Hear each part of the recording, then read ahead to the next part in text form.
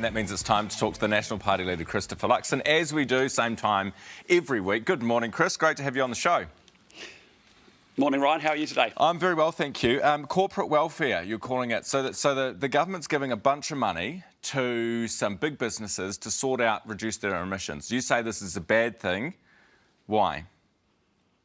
Yeah, well, look, I mean, everyday Kiwis are paying about 17 cents a litre that goes towards the ETS. The money that's collected for the ETS is then given back out to big corporates to reduce their emissions. And all I'm saying is, look, you know, big corporates and big business can manage their profitable entities. They should be moving towards reducing their emissions anyway. That's not something that everyday Kiwis should be subsidising. Okay, so it's a portion of what makes up the fund, though, right? The ETS fund. It's polluters that pay, but it's not just taxpayers, as you said yesterday. Well, yes, it is actually. I mean, we've got two pieces to it. One is we've actually got what's called an emissions trading scheme that actually incents polluters to actually move away from dirty options to find cleaner options and to reduce their emissions. But the second thing is the government has also said we'll have an emissions reduction plan. The money raised in that ETS scheme will actually push back into a whole range of other initiatives. Some of that may or may not reduce carbon emissions. What I'm saying is you've got everyday Kiwis going to the pump as part of their fuel price. They end up contributing to the ETS scheme. That money goes into a pool and it's paid back out to corporates. And all I'm saying is, look, big companies shouldn't be being subsidised by the New Zealand government. If you're Heineken and you've got a coal-fired boiler here in New Zealand, for the sake of $2 or $3 million, you'll be wanting to remove that because you'll be paying it in the neck with ETS pricing. So that's my challenge to the government there. There's a lot of corporate welfare, $650 million out of the $3 billion being spent or proposed yesterday. All right, I don't think you have a lot of argument with that. So you're saying to businesses, and you've said it just now, corporations need to get on with removing emissions right now, reducing emissions right now. At the same time, you want to go exploring for oil and gas. Well, what I'd say to you is on the corporate side, companies need to need to get on now, because otherwise the message the government is sending them: look, if you just hang off, if you don't actually follow through and remove your emissions, but what message are you sending them, Chris? What message are you? I mean, it's like saying, don't eat lollies; they're bad for you. But I'm about to go open a lolly factory, isn't it?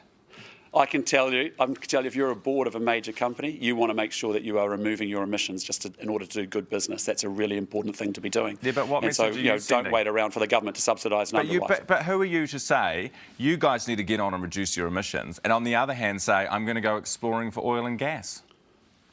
Well, here's the challenge, right? I mean, on the energy sector, at the moment, we've gone and killed the oil and gas industry in New Zealand without thinking about what comes second, third order consequences. And now we're importing huge amounts of Indonesian coal to power up Huntly Power Station. So the upshot is gas is not as bad as coal, but it's not the ideal long-term solution either. But we do need a transition, and that's why, having shot the gas market overnight at very short notice, not really thinking about it, we're now importing a huge amount of Indonesian coal into this country. Right. Twice what we used to import under a national government. Okay, so you can see the contradiction, but you're saying that oil and gas better than coal. Fair enough.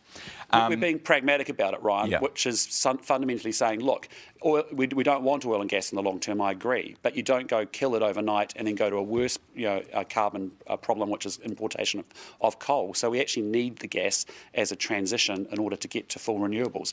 When you talk to the energy sector, over the next 15 years, they're going to be making investments in renewable energy anyway, and that problem will actually solve itself as the sector goes through it. But they need some transition, and that is actually gas that gets us there. It's not ideal, but it's better than importing boatloads of Indonesian coal, which is exactly what we're doing now. We didn't think through the consequences of knocking it on the head.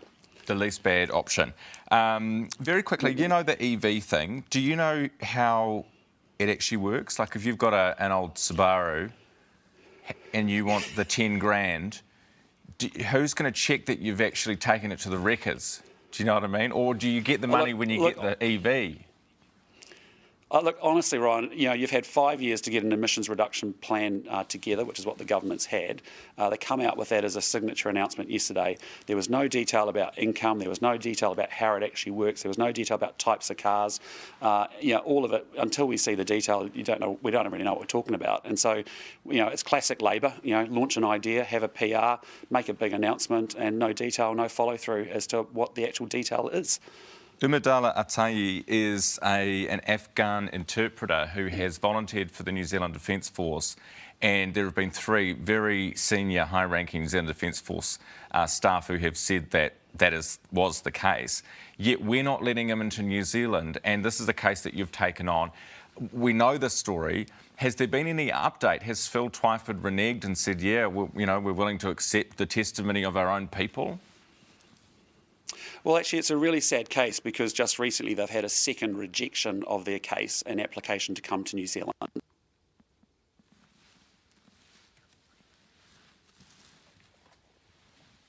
I think we might have lost Chris Luxon, the National Party leader there from Parliament, unfortunately.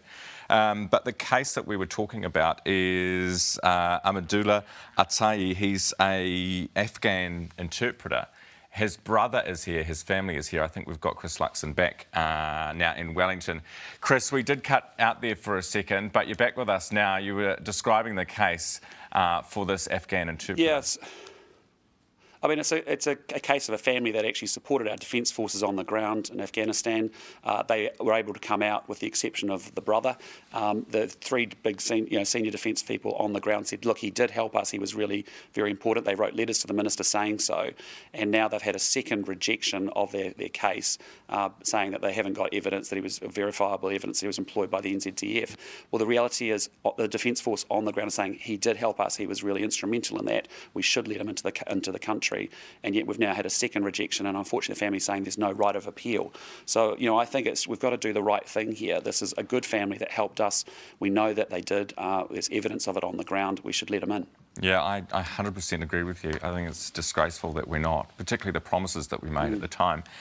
Chris, very quickly, Chloe Swarbrick's documentary, will you watch it? Look, I think New Zealand On Air makes its own decisions about what it funds and what it does. It's an independent body. I've got nothing against Chloe. I think she's a good person, but it just doesn't feel right, does it? A lot of money.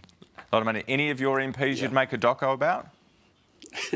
I think all of them would say no. I think would be the short answer.